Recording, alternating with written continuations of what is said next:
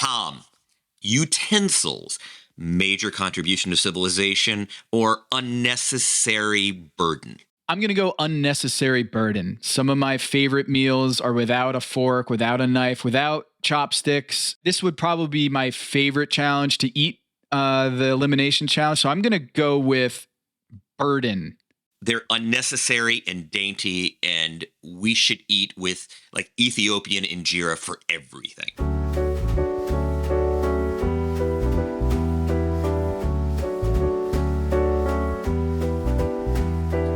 This is Pack Your Knives. I'm Kevin Arnovitz.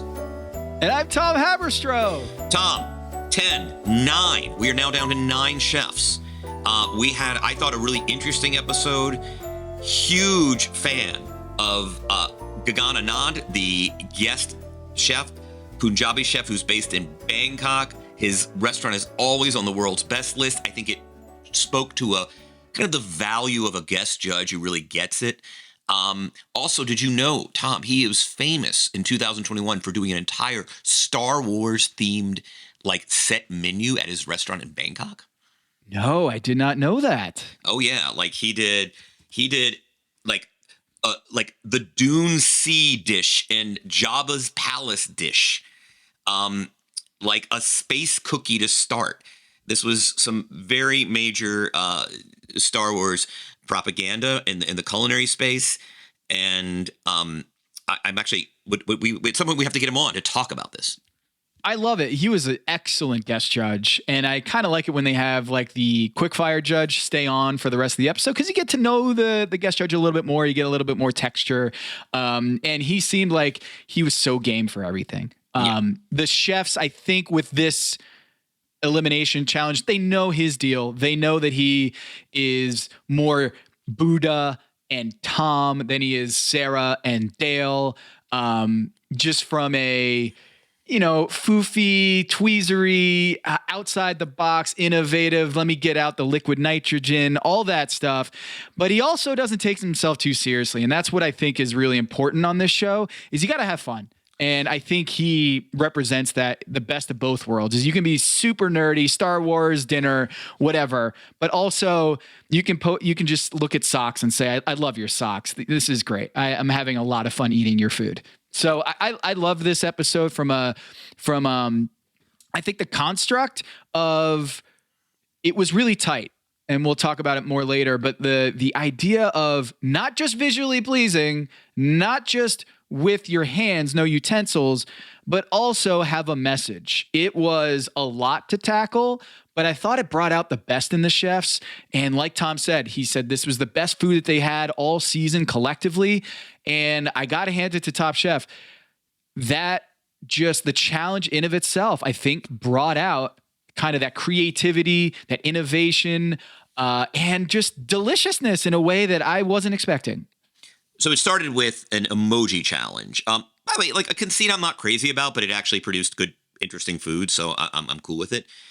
There was an entire, like several emoji placards, I guess, that you had to go as a chef. When the minute they pressed go, you have to run and go get one. There were multiple people who wanted the flame emoji. Only Ali didn't even understand what was going on. Like Ali, I got the poor Ali does not know of this silly Irish superstition of 4-leaf clovers or whatever it is. Just thinks it's is that not universal? Is that culturally universal? No, it clearly Kevin? is not. I mean, that's kind of the beautiful thing about our world. As much as we're being watered down into this massive global uniculture, there's something quite quaint about the fact that there are like accomplished, talented people who've never heard of a 4-leaf clover. Like they have their own good luck talismans, and I don't know what they are, but.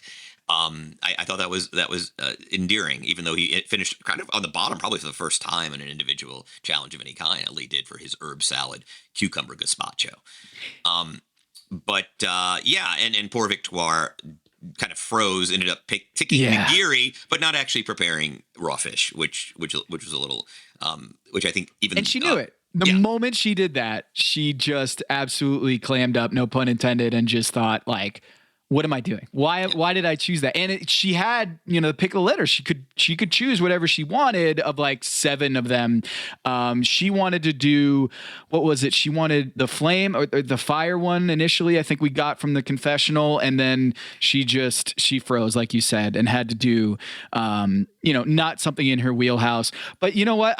I'm with you. At first I was like, this is kind of gimmicky. This is kind of cheesy and lame. And then as they started making it, it was basically Top Chef is like, be inspired by this element and then go cook your ass off. Yeah, I mean, Charbal and Amar did the kind of on the face of it, right? Like, I'm going to get the banana and I'm going to make a plantain dish. I'm going to get the duck emoji and I'm going to slow cook duck, right? And then you had sort of Nicole actually, I think, probably did the most creative where I'm going to get the little guy in disguise emoji and disguise, create a dish that is not evident to the eye what it is, right? Which is this like Vietnamese meatball with a pandan leaf. Where are you on this molding thing with Buddha? I mean, like you do you is kind of where I'm at. I think it's a little superfluous, but it is kind of, by the way, he's doing it very well. I mean, the hands work. We'll talk about the hands for the elimination to the extent that he had issues on his elimination dish, kind of finishing, I think, middle bottom. It wasn't because of the hands.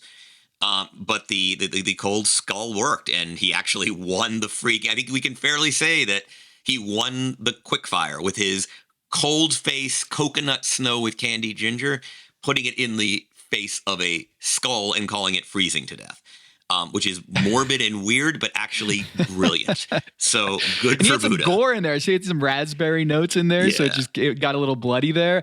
I mean, come on. It's just so Buddha confessing that he brought $1,000 worth of moldings or molds for the show is just perfect. Buddha, he knows what he does.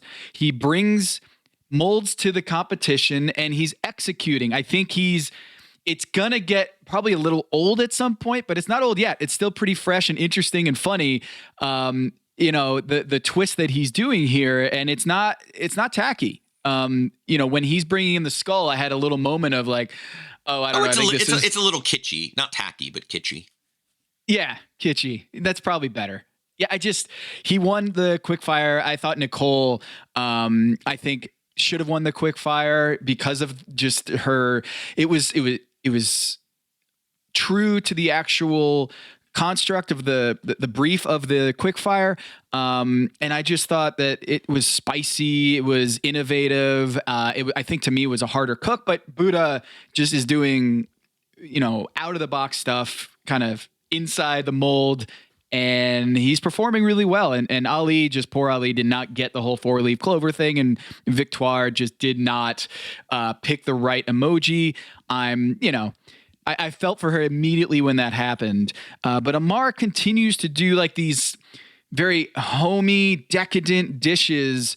And the judges are loving it. And he gets in the top 3 on the quickfire once again, just performing at a high level here with some heavy. He did the lamb shank, the flan.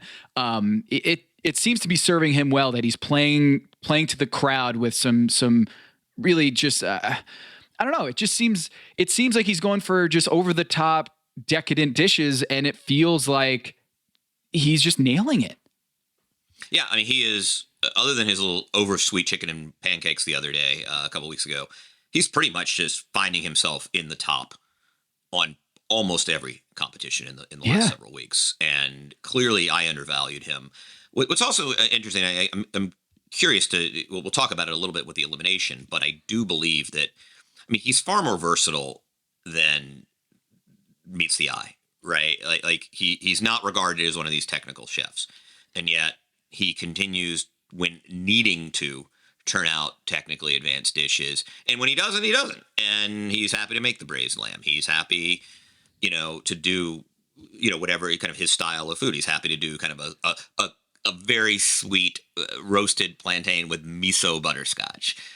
He does have a sweet tooth, which is interesting. He's kind of in terms of, like, he does sweet more often for savory dishes than I can remember anybody in recent memory, which is interesting because I never pegged the judges, particularly Padma and Tom, as needing that. Whereas Gail, you always sense, like, Gail clearly has a sweet tooth, And when she's at judges' tables, she is somebody, Patton will say, like, I found it a little sweet. And Gail will say, well, I love the sweet, right?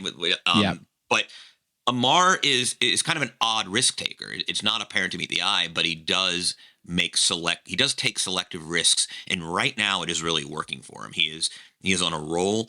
If you're, according to your scoring system, he's ranked third only behind Ali and Nicole right now in total points, neck and neck with Nicole. And of the kind of bottom picks, he is clearly kind of representing the margin of you're kicking my ass in the point system. Yeah.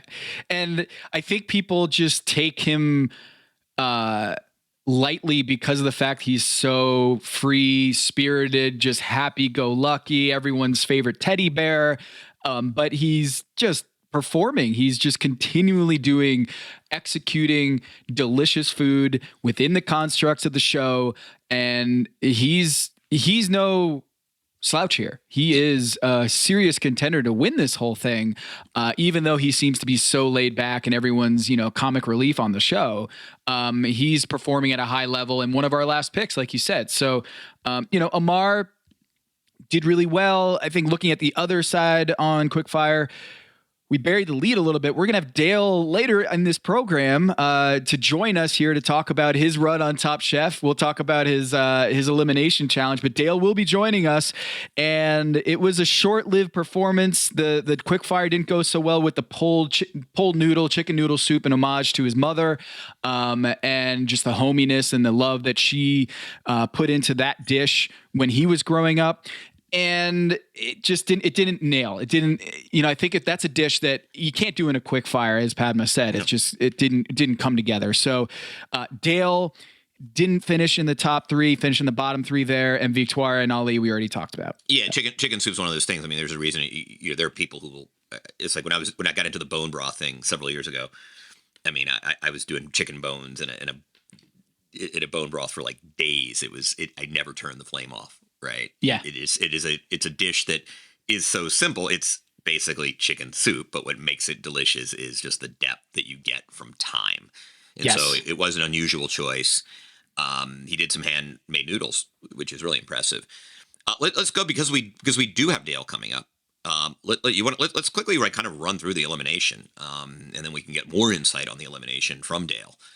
But it was kind of your threesome let it off, man. I mean, we've seen Amar, Ali, and Charbal kind of sort of as the three amigos just kind of doing their thing. And this is not the first time this has happened. The elimination itself is make a dish that does not require utensils, which isn't terribly hard, really.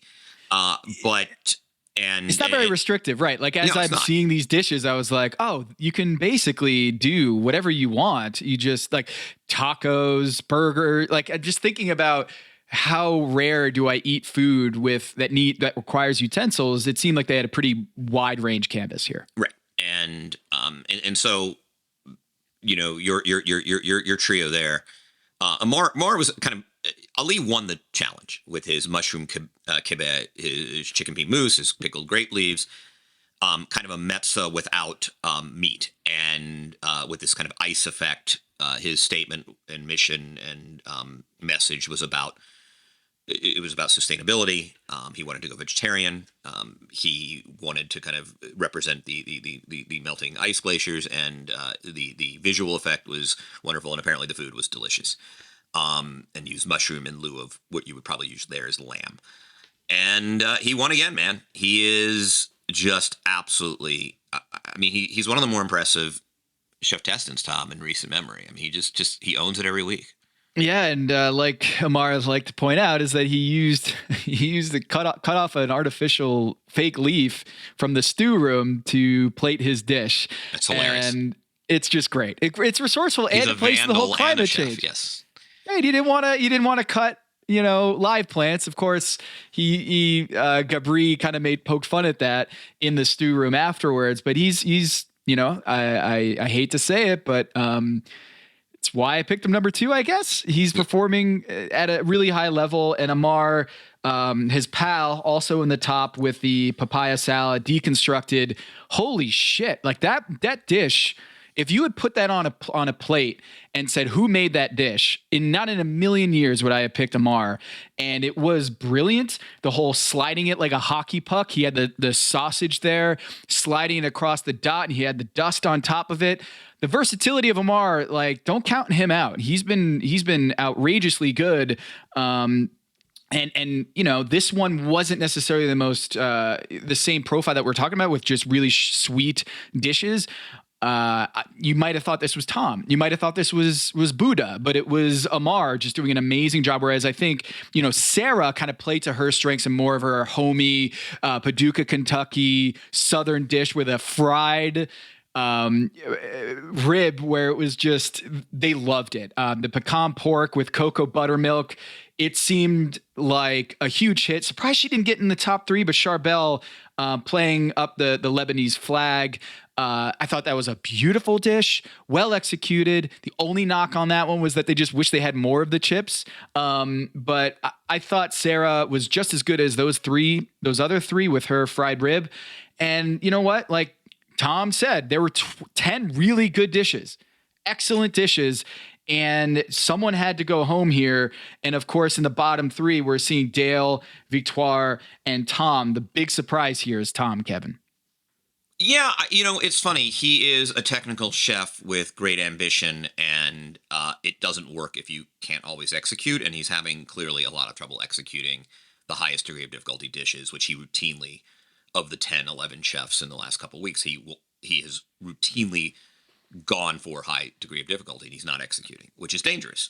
Yep. And he basically wanted to kind of create what it sounded like almost a pumpkin mochi, right? This thing that he said would eat like putty. And that, I imagine it's also very hard on set where, you know, you need to, literally an extra minute of sit is the difference between having the consistency you want and the consistency that can land you on the bottom. The judges stipulated that had it just been for flavor, he might have won the competition, which I think is reassuring to some extent. I mean, obviously for him, he said it was a second gut punch, but I think it's good to know that you're not screwing up your flavors. You're clearly still, you know, brilliantly creative. Pumpkin, ginger, turmeric is just a great combo, but it fell apart. And he consistently, just as it did kind of his tomato gel last week, this is a problem. Because I think it's fair to say, like, if he is capable, like the only thing that's going to do Tom in is his ambition. And yep. I know there is this great kind of self-empowering attitude to, like, I didn't come here to play it safe. Well, maybe sometimes you should play it safe. Like, there's nothing wrong with, you know, Charbel is very interesting because basically, is it top chef or top dip? In the last 2 weeks, like this is a guy, and by the way, which is totally what you expect. Like, nobody makes dips like the Lebanese. I mean, Lebna, the za'atar paste, the tomato paste, what he did last week with the beet hummus, like nobody does dips like the Lebanese, and he's leaning into it, right? And so I don't say that as a critique. One of the reasons Charbel is not finding himself on the bottom is he is kind of playing it a little safe, but he's working his strengths. And I think you can do that and still come up with great, and this is a tribute to Charbel, not an insult, though it sounds like a backhanded compliment. Like, Tom could learn a thing or two, right? Yes. And I just think this hubris of, oh, I didn't come here to play it safe. I mean, that's great, but you're going to go home at some point because, I mean, to be honest, as good as Tom is, he's not good enough, clearly, because his hit rate on these high degree of execution dishes is low.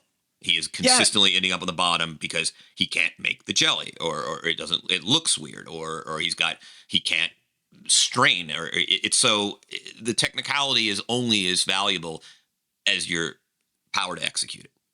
That's right. And it tasted great, right, Kevin? Yeah. Like everything that he put on the plate tasted great. It was just a mush instead of a mousse. It didn't work. And you know, the funny thing is, Kevin, is that this is a dish that he's done on the cruise ships a lot.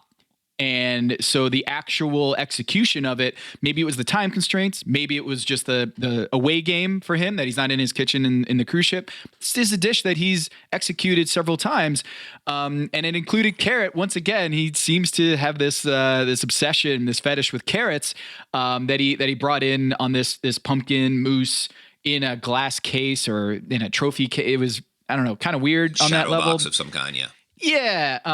And look, that's this type, the kind of inventiveness is what will win Top Chef, is your ability to execute these high level technical dishes that can win you Top Chef, but it also can send you home really quickly. And so Tom is teetering right now.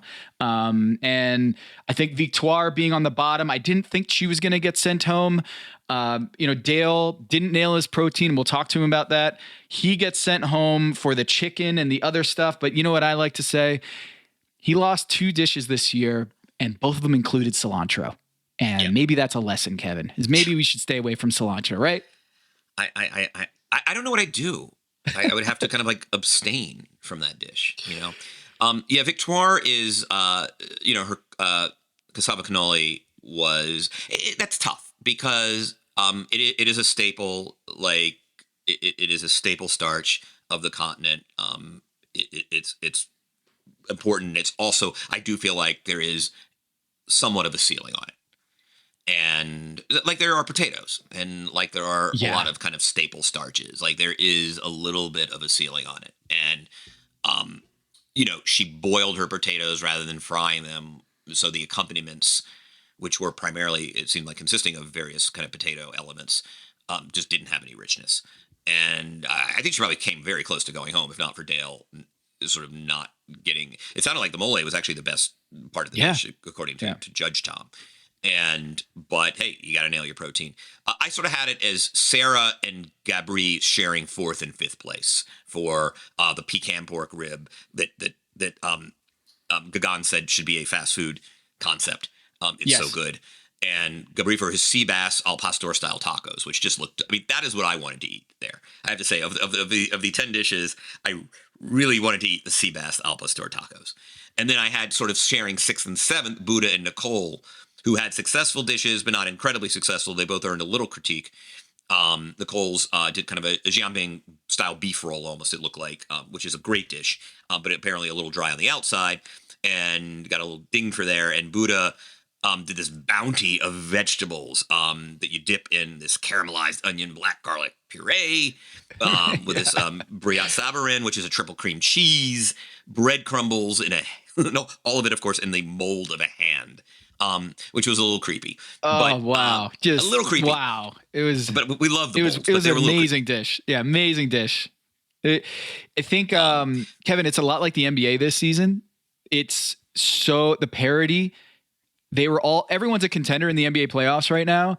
No one seems to have a leg up on each other. And this episode encapsulated how much parity there is, where I think Nicole could have won this whole thing, and yet she probably was the 6th best dish, like you said. Buddha's dish could have won the whole episode. 7th place dish, like you said. It's really hard to parse who should have been in the top 3, and of course they give it to Charbel, Ali, and Amar in this one. But Kevin, would you have been surprised if Nicole, Sarah, and Buddha were in the top 3? Yeah, it seemed like there was something a little. They seemed unsatisfied with Buddha's dish for some reason, right? And that they sort of. He wanted more radish. Tom wanted more radishes, which was weird. He was just like, "Why doesn't this have radishes? More bounty, less more of like the earthy mushroom dirt tones." He wanted more brightness, I guess. Kind of the brightness and the crunch that you get like when you're doing dips, right? It's interesting, and I wonder to what extent did Charbel, kind of, and I had him kind of coming in 3rd, and a more kind of message where Sarah's message was, "Hey, everyone, slow down," and Nicole's message was family, which is a lovely message as well. But there was something, obviously, when you consider just the tragedy in Lebanon the last couple of years, like it is, I think, a more impactful message, and I wonder to what extent that provided. I'd love to ask the judges, where do you factor in message when deciding not only the winner but also the sort of the entries, like, because it is one of those challenges where you can fudge the theme, right? You can say, don't be ignorant, which is a good message and a great message. It wasn't enough to save Dale, but you can sort of, hey, everyone slow down, make it like home. But yeah, it was a really interesting elimination. Very sexual episode, Kevin. A lot of licking, a lot of tongue action. It was just a lot of upfront licking the fingers. All of it was just, it was a very sensual episode, and kind of nods to the whole element of just a lot of tongue. It was a lot of tongue action. Gail was like, I licked it up, and then they're giggling about it. It seemed like a really fun episode to participate in. And I think Gaggan was an excellent judge. His dish that he did with the world map that you had to lick the plate and you get all sorts of different flavors and colors and textures. They seem to have a really good time with it. But I can tell you, there was a couple contestants that I felt like just knew that like this isn't their wheelhouse and they're going to be playing from behind a little bit. One of them, I think, was Dale. I don't think he felt comfortable in this episode. I'm going to ask him about that. Just it didn't seem like this was his wheelhouse. He made a decision with the mole that I think, like Victoire with the sushi, it seemed like it wasn't playing to his strengths. And I don't know what if he could do it all over again, would he have done things differently? But at this point, Kevin, in the competition, we're down to 9. We'll see what happens in Last Chance Kitchen. But I had a big week, Kevin. Big week. And right now the standings are, I have 124 points. You have 84 points. I had a big week with Ali getting 10. He is, at this point, overall, from the beginning, the top chef at this point in terms of the points. He's got 2 wins. He's won a quickfire. He's top 3 separate times. He's only been in the bottom 3 once, but Charbel's not very far away. He's got 4 top 3s on his resume. With obviously the first episode, he won the first challenge, and there's a 3 contestants that haven't finished in the bottom this season, Kevin. I don't know if these are the ones that you would have come off with the top of your head, but Sarah, Nicole, and Charbel have not finished in the bottom 3 at all this season. And I think it speaks to, they play really high floor food.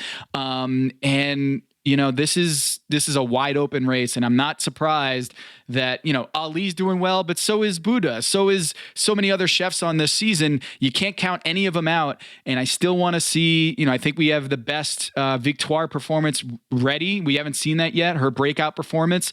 But yeah, it's a wide open race, and Gabri, he's still here. Hats off to Gabri. I think he's really come on after the first couple episodes, a little shaky, but he is producing some really high level, really delicious food. Hello, listener. It's producer Maze here to talk to you about Kindred. Now close your eyes like Owen Wilson during a job interview and imagine a way to travel that feels personal, comfortable, and connected without the price tags and the sterile feelings of hotels or short-term rentals. Now open your eyes and stop using your imagination because Kindred has made it very real. That's exactly what they do. Kindred is a members-only home swapping network. It's not a hotel. It's not a short-term rental. It's a smarter way to travel where each stay feels like home. Here's how it works. With Kindred, your home is your ticket. You earn credits by hosting fellow Kindred members, and then you use those credits to stay in over 220,000 homes in more than 100 cities worldwide. There are no hotel costs or rental fees, just the credits that you've earned. Every stay comes with white glove service, 24/7 trip support, and $100,000 in host protection. Make it easier for you to travel and enjoy yourself and not worry about details. I've used Kindred and I found an amazing home for a weekend getaway in an idyllic location with amazing views and great ambiance. It had everything I needed. And the best part was, it cost me $0. So apply now at livekindred.com and use code DINGS to join for free. Plus, you'll earn 5 nights of travel credit just for signing up. That's right, that's 5 whole nights for free at livekindred, KINDRED.com, code DINGS, DINGS, livekindred.com, code DINGS. Hello, listener. It's producer Maze here to talk to you about Quince and their cookware. Cooler nights mean cozy meals at home, and Quince's cookware has made fall cooking so much more enjoyable. Their pieces deliver the quality and performance of luxury brands, but at a price that makes sense. And they look gorgeous on the stovetop, too. No matter what item you need to complete your kitchen, Quince has you covered. With 5-ply stainless steel pots and pans, nonstick skillets, chef-quality knives, and even ceramic bakeware, which is perfect for cozy casseroles or Sunday roasts. And when you look at these prices, you might think, how is Quince doing this? How do they deliver high-quality items similar to high-end brands that are half the price? Well, let me tell you, they partner directly with ethical top-tier factories to cut out the middlemen and pass the savings on to you. And it's not just cookware. I got myself some bath sheets. That's right. When you're a tall man, you have to use bath sheets, not bath towels from Quince. It's like drying off with the cloud. It's incredible. Upgrade your kitchen for cozy fall meals with premium cookware from Quince. Go to quince.com/dings for free shipping on your order and 365-day returns. That's QUINCE.com/dings, DINGS, to get free shipping and 365-day returns. Quince.com/dings. Listener, listen up. This is important, okay? I'm going to try to save you some money here. If you're still overpaying for wireless, it's time to say yes to saying no. At Mint Mobile, their favorite word is no. You may think like, oh, that's bad. No contracts, no monthly bills, no overages, no hidden fees, no BS. Here's why I said yes to making the switch and getting premium wireless for $15 a month. You heard that correctly. $15 per month. Ditch overpriced wireless and the jaw-dropping monthly bills. And of course, there are all these hidden fees and stuff, but at Mint Mobile, plans start at $15 per month. All the plans come with high-speed data, unlimited talk and text. You're not doing like weekend and nighttime minutes or anything like that.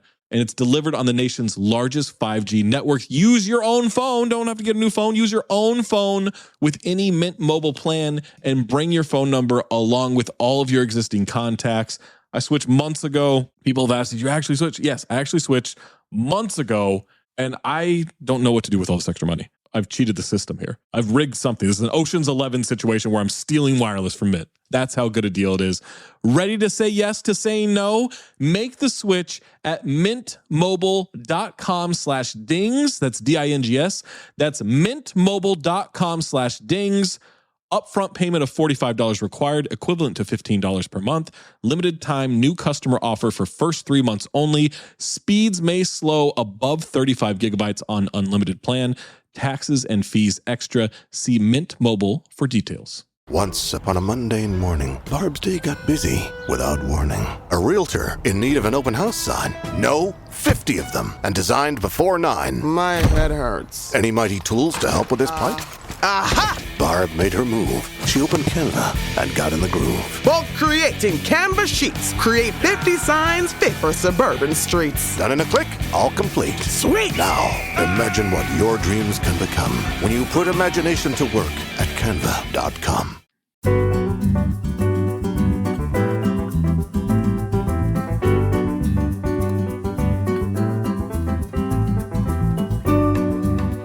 From Saskatchewan, Canada, our mustachioed favorite Dale Mackay is joining us here on Pack Your Knives. A really tough time to bring you onto the show. I'm sorry we got to do this after you got eliminated, Dale. I'm really sorry, but you got back, you fought your way back into the competition, you got immunity for the second time this season, and then they say you got to eat without any utensils.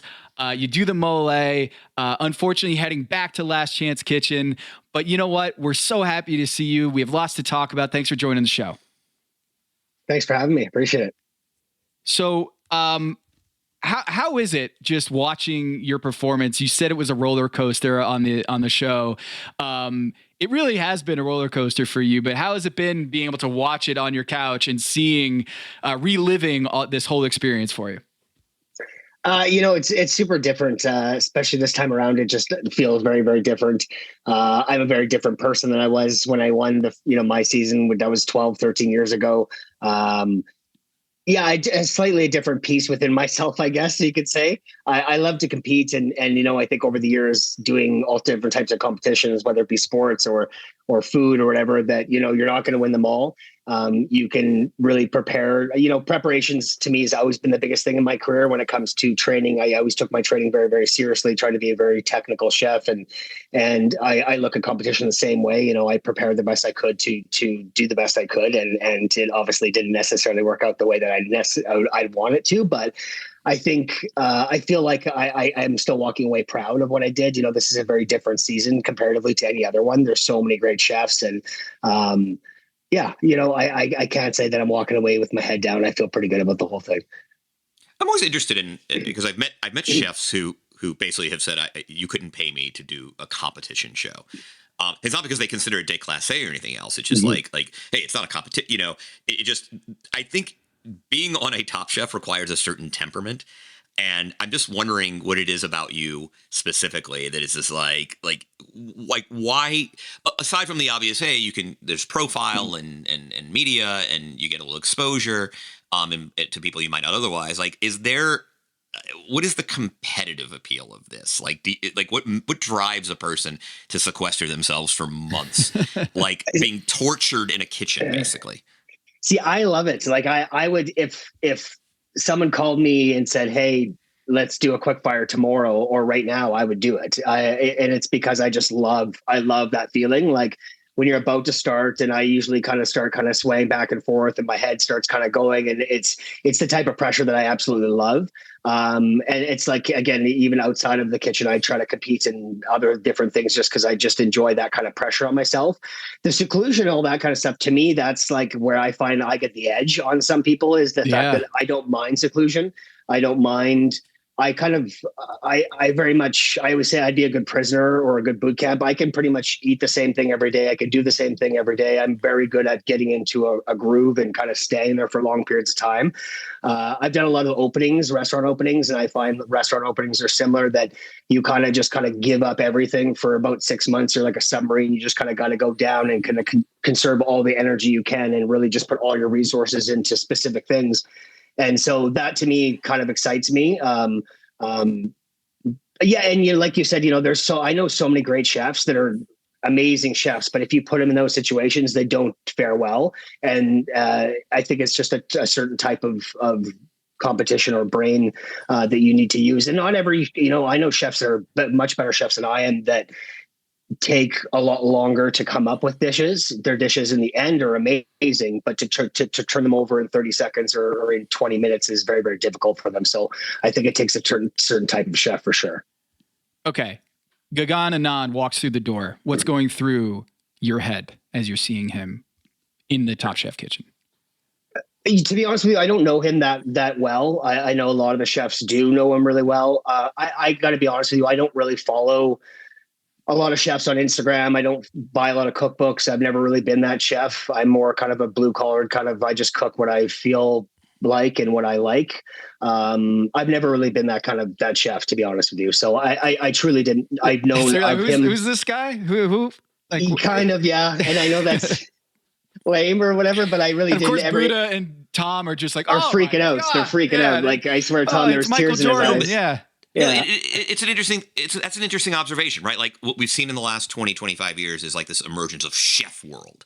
Yeah. And it's this like kind of great global Borg, and right. And it's like, and God, there's increased media, and there are these famous chefs and a million different designations and awards and Michelin and this, that, and the other. And it's sort of like, I think there are authors who, God, they're always on the book festival circuit, and they'll do every panel. And by the way, and it's wonderful, right? Like you're a person of letters, and then you meet these novelists who are like, yeah, I live in a cabin in Vermont, and I sometimes I go into Boston once a year, but like you seem to live more of, which is an interesting juxtaposition, right? Because I think Top Chef is a place where kind of global cuisine comes together, and they're the Top Chef family, but you in and of yourself are just kind of happiest in Saskatoon doing your thing. Yeah, I live in a cabin most of the time. 70% of my life I live in my cabin. I bought a 1960s A-frame about 6-7 years ago, and I've been slowly renovating it, and slowly I basically live here full time now. I have a townhouse as well, but that's my kind of life. I just love it. I feed deer every day.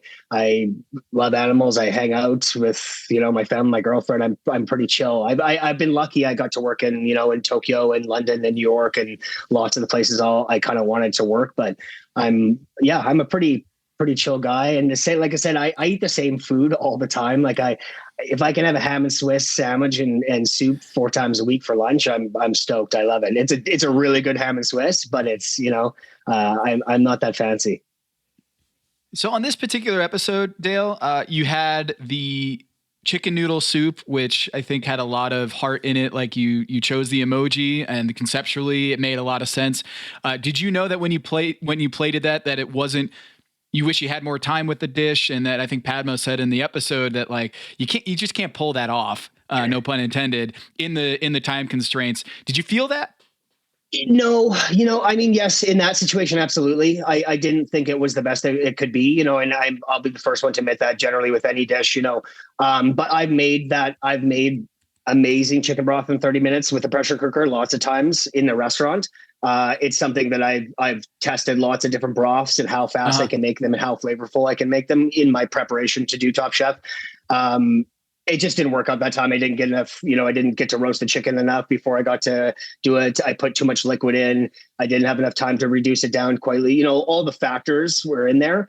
I probably didn't play the challenge, maybe as clever as others. Obviously Buddha crushed it. He's got all the molds and he's doing cool stuff. And I maybe took it a little bit too literal. The noodles too. I don't think it's a pulled Korean noodle that I did. It wasn't supposed to be like noodles, like as in like you'd have a chicken noodle soup. It was a pulled noodle. So it should be a chewy noodle. I don't think I necessarily nailed that either. So all in all, I if I sat down and taste and had it as a dish, I would be happy with it, but it definitely wasn't necessarily, a Top Chef level kind of quick fire dish. Yeah, Dale, I was wondering the whole molds thing. I'm curious, what did you bring to London with you to incorporate into the competition, and what were some of the constraints, and what as someone who's competed on the show before, what are some of the strategies that you were going through in your head of what kind of tools or ingredients can I bring to give myself a leg up? Yeah, I brought things like like a spice grinder, and I brought my own pressure cooker because I do like pressure cookers a lot. I think, and then the ones on set are fine, but everybody grabs them so much, and you get used to kind of one that you like. So I brought that. Everything from like a little mesh thing for making like broths and stuff as well. So you get your kind of equipment, and then I did bring some molds and flexi molds and stuff for some desserts. And I generally do quite a bit of desserts, and I never shy away from doing dessert. And then on the ingredient side of things, I got like yuzu, maple syrup, chili peppers, those kind of things. The things that, most of the time you can get most of those things. And I find even on my own season, I really didn't use many of my boxes. It's more just kind of there just in case. With Top Chef, you never get to cook what you want to cook anyway. It's like, it's only really at the end you get to really do what you want to do. And I found at least for me, I can only speak for myself. Whenever I tried to stuff a dish into a challenge is usually when I didn't do well in my season. And I find sometimes I think if you have certain things you want to use, that's what you do. You kind of force them in there. So I brought what I thought I might use, but I wasn't too fanatical about using it.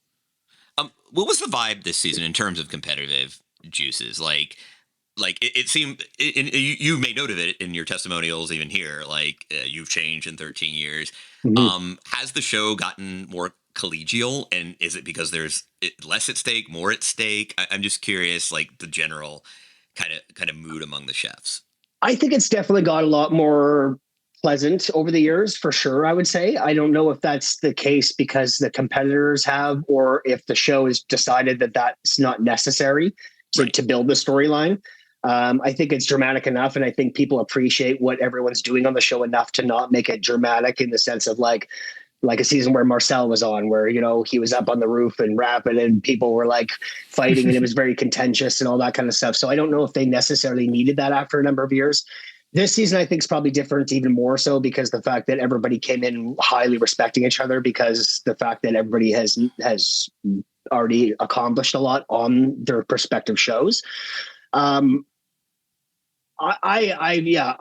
my season, I was very competitive and even pretty aggressive.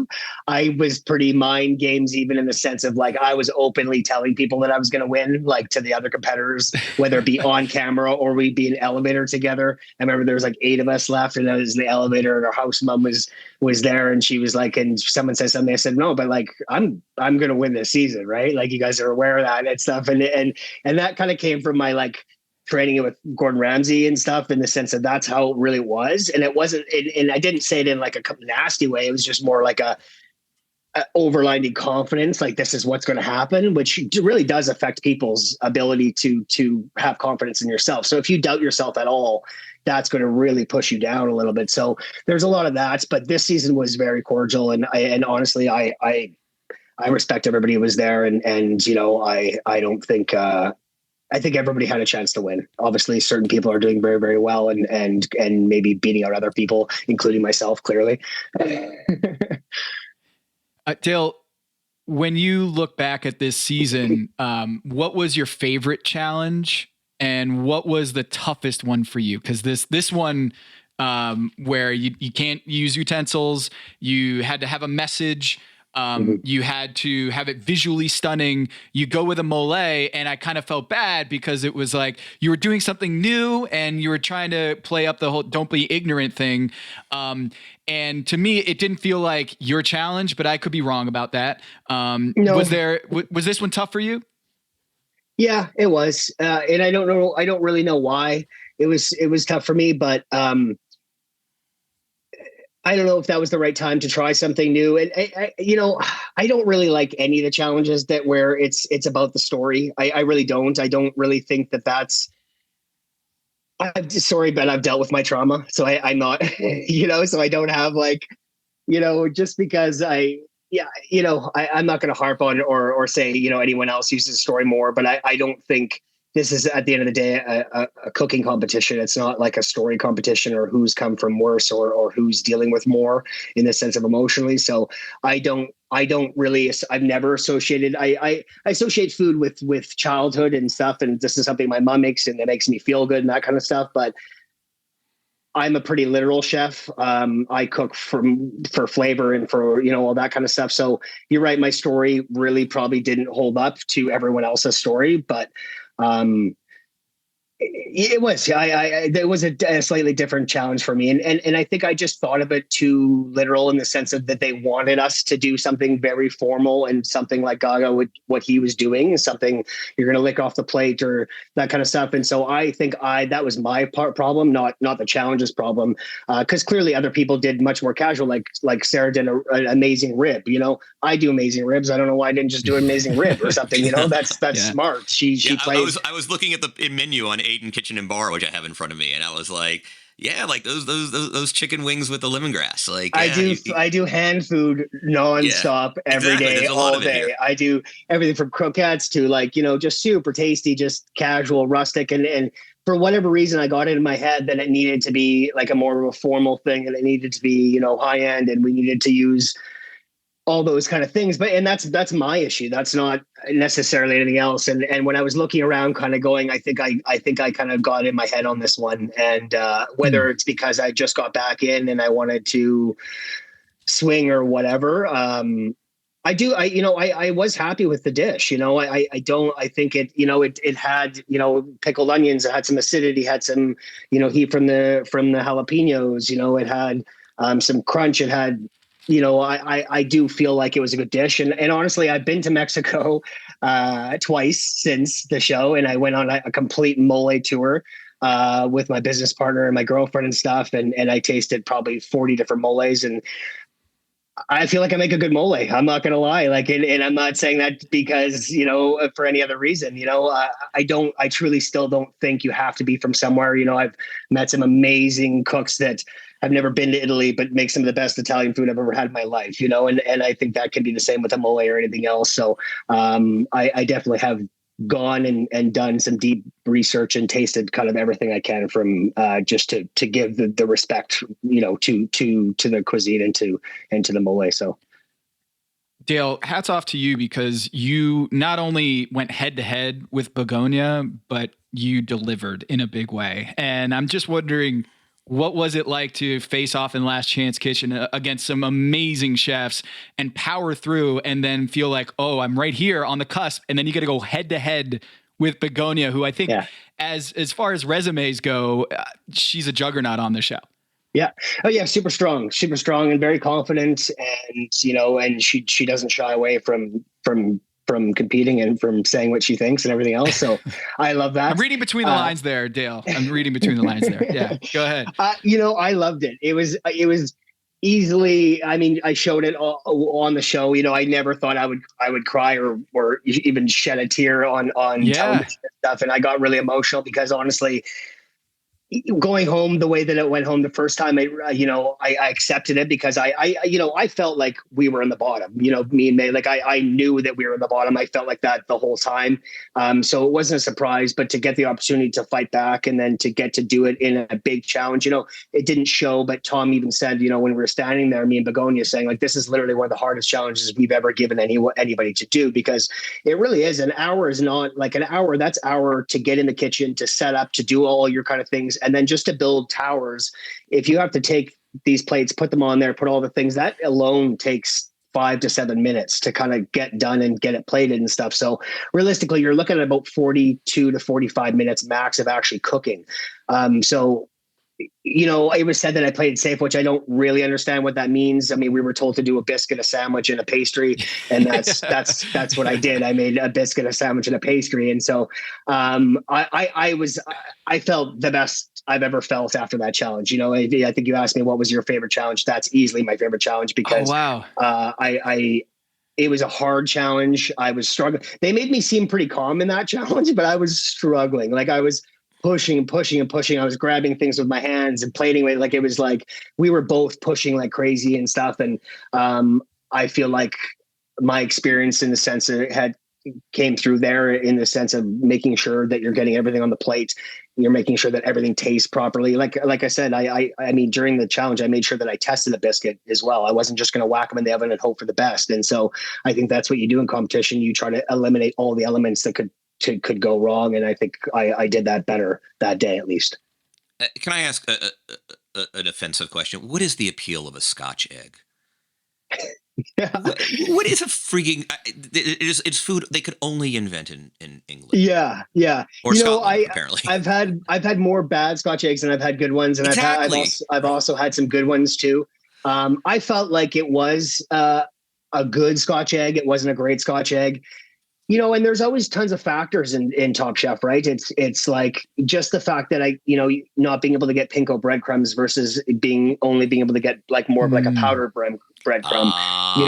That's the difference. And when you only have an hour and a half in a kitchen with one oven, the option of making your own breadcrumbs isn't even there. And even if it is, you still can't make proper breadcrumbs in an hour and a half for a Scotch egg. You really need those pinko breadcrumbs. And so when that's not available, it is what it is, and so there's no point making excuses and stuff, but all those little things factor into going from an okay thing to a slightly better thing. So, it's the same as grinding your own pork. I would never just buy ground pork to make a Scotch egg. I would get some really highly fat, nice, make sure it's super cold and grind it when it's half frozen almost. So it's, and you can whip it nicely, but that's not Top Chef. And that's why this is such a hard competition. So by no means an excuse, but those are factors that kind of come into something that's so simple. In hindsight, I could come up with tons of different ways of twisting it. But again, it was a partnership that we had to kind of do together. And it was a tough one. Hey, last question here, and we'll let you go, Dale. I'm curious, as someone who's a triathlon athlete and someone who loves the ultra performance, ultra endurance competitions, what is it like to exercise in Top Chef world? Like, were you training while you were out there? Did you have time to work out? Like, what was it like for Dale, who's one of these triathlon athletes, and then you're sequestered in London and Paris? Like, what does that look like for you? I tried to, as much as I could in my room, like when we were sequestered, I would do push-ups and sit-ups just to feel active. I generally have so much energy. That's part of the reason why I do triathlon and stuff, that I feel like if I don't use all my energy, I can't sleep at night. And that's what I felt like when I was in there too. So I did run and stuff as much as I could. My issue was eating, because I eat a certain amount of calories and I eat a certain way. I like to eat pretty clean and pretty healthy. I'm not, weird about it, but which is difficult because you're always on the move and you're always doing stuff, and we end up eating a lot of obviously mostly bought in stuff. So I made sure that they would have, yogurts and granolas and bananas and all the different stuff that I needed in my room. So that way I could still consume, and I would always have my little kind of snacks and stuff like that while we were there. And yeah, so I did it that way best as I could. But I definitely, when I got back, I was standing in front of the mirror and I was like, my girlfriend was looking at me. I'm like, look at me. Because it's such a head thing. And then she's like, give it a month. And then, it's a hard road back with triathlon because it's such an all consuming sport that you train. Yeah. I train 15 to 18 hours a week. And so when you take that away, you lose your fitness pretty quickly. Were you even allowed to go on runs outside? No, in downstairs you could take a wrangler would take you down to the gym, and so you could stand there or you could run on the treadmills and use the gym, but they would stand there and wait for you and stuff, which is fun. But yeah. That's the thing that would freak me out about being on a reality show. It's not being on camera or having to do all this stuff. It's just like the as someone who worked on a reality show in 2004, like it's just that you have to be chaperoned to the most basic human activities. Like I just want to go for a run. Like, and you're in a lovely area, Russell Square. There's some good running around there. Like you're not far from Hyde Park. Like nope, gotta I've got basically an ankle monitor that is going to take it's another me constraint in Top Chef. Yeah, it is, and you have to deal with it. And the funny thing is that there's so many levels of staff, from the PAs to the wranglers to everybody. And so sometimes like you be in your room and I know this is like you're just wanting to use you're just using the bathroom, but then you get your door knocked on every 10 minutes in the morning time. Okay, we're gonna be leaving 20 minutes. Okay, here's your jacket. Here's like this, and you're like, yeah, I get it. And you're sitting. You're like, just let me use the bathroom without knocking on my door. Yeah. This was a pleasure, Dale. Well, anytime. Honestly, I've enjoyed it. Thanks for having me. Yeah, we're gonna have to meet up sometime and get some Saskatchewan food. And I know it's a little out of the way for our listeners, but if you have just a second to tell us what you're doing now and how to enjoy your food and your cuisine. I'm in Saskatchewan. I've got 5 restaurants here, 2 in Regina and 3 in Saskatoon. And I do everything from Japanese, Korean to, we have a small Italian place that does all handmade pasta to order. And then Aiden and Avenue, which is kind of more French and kind of global. I'm in Saskatchewan, kind of doing events all over the place. In Canada, I'm hopefully doing some collaborations with some of the chefs from the show once it all wraps up. So other than that, recipes, videos on my Instagram and TikTok. So check those out and follow my triathlon. Please reserve a Diefenbaker trout for me. Yeah, it's delicious. We don't use salmon around here. Some freshwater trout. Like that looked really good. Good. All right. Thanks, guys. Appreciate it. Thanks, Dale.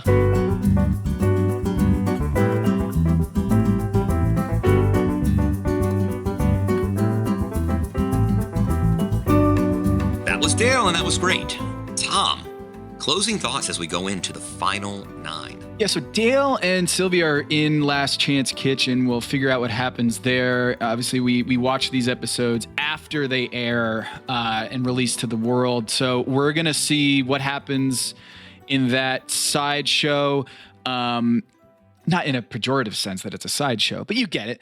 But like, I really do believe that if I could ask you, Kevin, to do a redraft of this show, of the chefs, I think you're not stressing because any one of the people that you're selecting in a draft, I feel like have a pretty good shot at winning this whole thing. So I thought this was another excellent challenge.